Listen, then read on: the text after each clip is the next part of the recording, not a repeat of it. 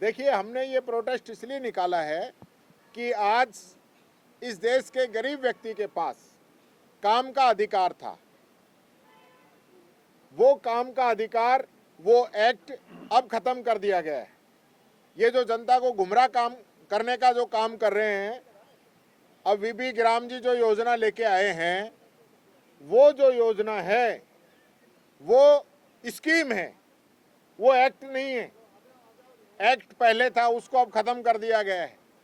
पहले पूरा पैसा मजदूरों का 100% पैसा भारत सरकार देती थी, योजना का 90% पैसा भारत सरकार देती थी, लेकिन अब उसके अंदर 60-40 का रेशो कर दिया है। मैं पूछता हूँ इस सरकार से, क्या ये लोग 40% हिस्सेदारी देने के लिए तैयार हैं क्या? इनके पास संसाधन है क्या? पहले ही हर एक राजस्थानी को 1 लाख के कर्जे में इन लोगों ने डुबो दिया है, तो आगे ये मनरेगा को चला पाएंगे क्या?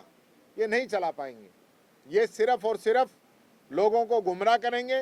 काम मांगने वालों को काम नहीं दिया जाएगा। पहले काम जो है गांव के आधार पे किया जाता था, अब भारत सरकार तय करेगी, दिल्ली में बैठे हुए लोग तय करेंगे कि किसको क्या रोजगार देना है। मेट और रोजगार सहायक, इनको तो हटा ही दिया जाएगा, इनकी पोस्ट ही खत्म कर दी जाएगी, और यहाँ की जो मनरेगा की जो लेबर है उसको ठेकेदारों को दे दिया जाएगा। ठेकेदारों के थ्रू काम होंगे और जो मजदूर का जो हक था वो खत्म हो जाएगा। उसको 12 महीना में कभी भी वो काम ले सकता था, अब 2 महीने की बंदिश रहेगी कि वो 2 महीने तो उसको काम ही नहीं मिलेगा। अब आप देखिए, अपना राजस्थान का जो एरिया है, कई इलाकों के अंदर खेती होती नहीं या कोई दूसरा बिजनेस ही नहीं है, दूसरा काम ही नहीं है, वो लोग कहाँ जाएंगे? और राजस्थान की बात क्यों करते हो? हिंदुस्तान के हर एक स्टेट की अपनी एक परिस्थिति है, वो उन परिस्थितियों के अंदर कैसे जीवन यापन करेंगे लोग, इस और इन लोगों का ध्यान नहीं है। तो ये मैं कहना चाहूँगा, ये बड़ा गंभीर इश्यू है।